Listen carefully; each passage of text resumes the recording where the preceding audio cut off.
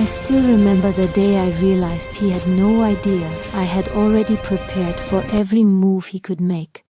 I was sitting alone in a tiny apartment halfway across the world, staring at a plane ticket in my hand, and for the first time in years I felt calm. Not nervous, not guilty, just calm. Because I had already done what no one knew I could do. I had planned my exit, every step, every possibility, while he still thought he was in control. I was married for 7 years, and for most of that time I believed in us. I believed in the promises he made in whispered tones, the ones that sounded like forever. But over the years, the whispers became quiet, and the promises became excuses. I didn't notice the cracks at first. They were subtle. Late nights at work, sudden irritability, the way he would avoid my eyes during conversations. I told myself I was overthinking. I wanted to believe in him. I wanted to believe in us. But then, little by little, the reality crept in.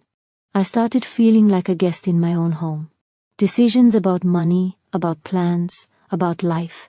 He made them all, while I was expected to simply agree. And I did, because confrontation terrified me. I thought I could change him, or maybe I just hoped enough denial could rewrite the truth. I remember the first time I considered divorce. It wasn't dramatic. I wasn't angry. I was just quietly terrified. I had always imagined divorce as a stormy, screaming event, something that would leave both of us in ruins. But as I sat there one night, alone, sipping my tea and staring at our shared photos on the shelf, I realized something that chilled me. I wasn't afraid of the divorce itself. I was afraid of staying. I was afraid of the years slipping away while I pretended my life was fine. I began planning in secret. At first it was small things, financial accounts in my name, documents copied, savings hidden away. I researched laws, flights, visas, apartments, everything.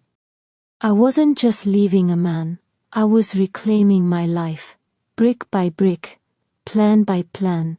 Every step I took was quiet, no arguments, no warnings, just meticulous preparation.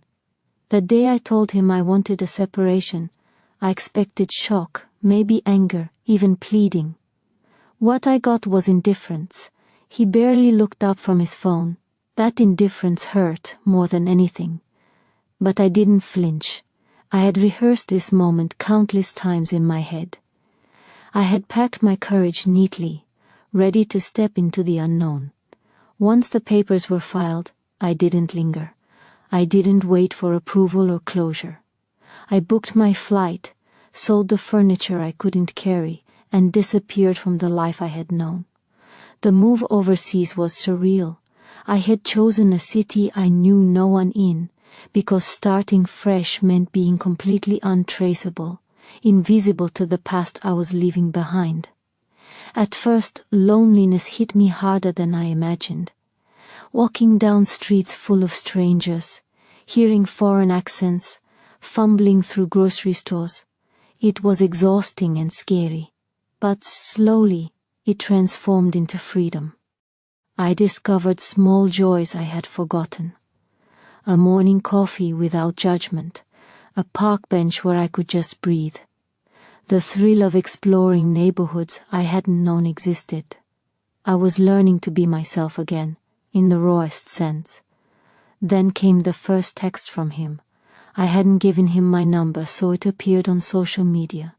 A simple, almost casual, "Are you okay?" I smiled, because the truth was, I was more than okay.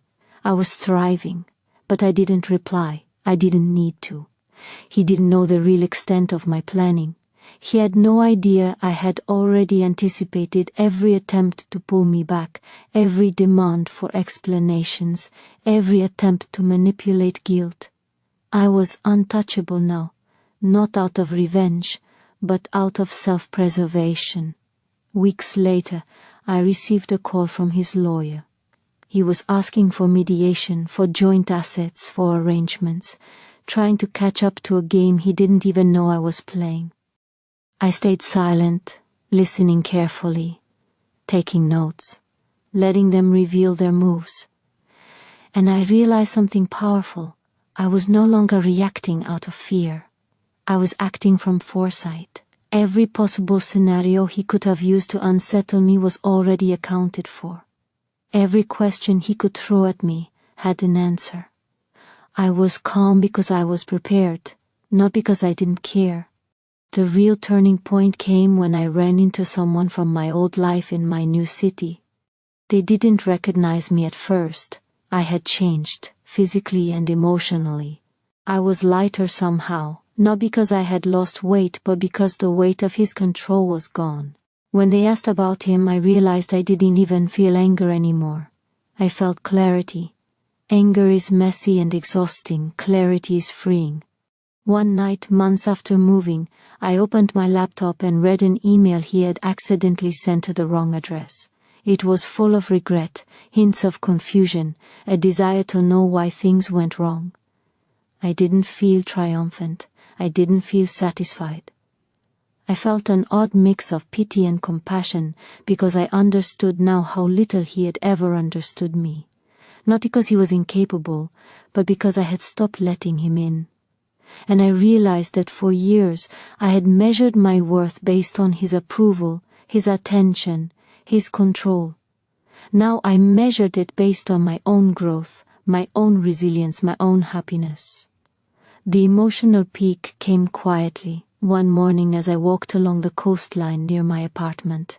The sun was just rising, and I felt a wave of gratitude so strong it brought tears to my eyes.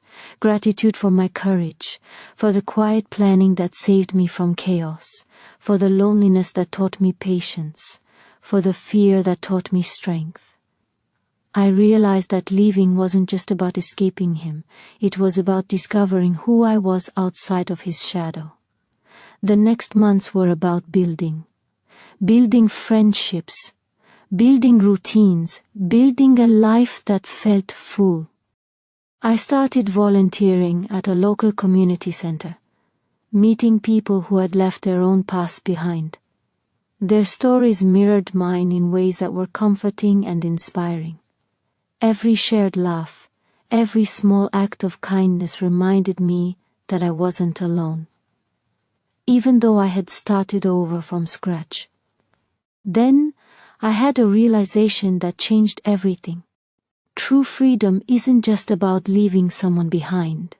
It's about leaving the fear behind. All those sleepless nights worrying about what he might do, what he might say, what he might think, none of that mattered anymore. I could exist without the weight of his expectations, without the chains of his disinterest, and that, more than any victory, was my greatest triumph. I even forgave myself for staying as long as I did. I forgave myself for believing in him, for hoping he would change, for letting myself feel small. Because each of those moments taught me patience, resilience, and the importance of boundaries. I learned that self-worth isn't given by someone else's love or attention. It's claimed by us, fiercely and unapologetically. Eventually I began dating again, cautiously at first, not because I needed anyone, but because I wanted to share my joy with someone who respected it. I wasn't running from the past anymore. I was walking toward the future, deliberately, with intention. Every step I took reminded me of how far I had come, and how I had done it on my own terms. The final lesson, the one I carry with me every day, is simple. You can't control other people, and you can't change the past. But you can prepare for the unknown, protect your heart and reclaim your life. You can leave situations that diminish you, even when it feels impossible, and when you do, the world becomes a place full of possibilities, not threats. I still think about him sometimes, not with bitterness, but with clarity. He had no idea that while he was living in ignorance, I was quietly building a life that no one could touch. And that is the real power. Not revenge, not resentment, but preparation, resilience, and self-worth. Looking back, I don't regret the years I spent with him. They taught me lessons I needed to learn, lessons about trust, boundaries, and courage.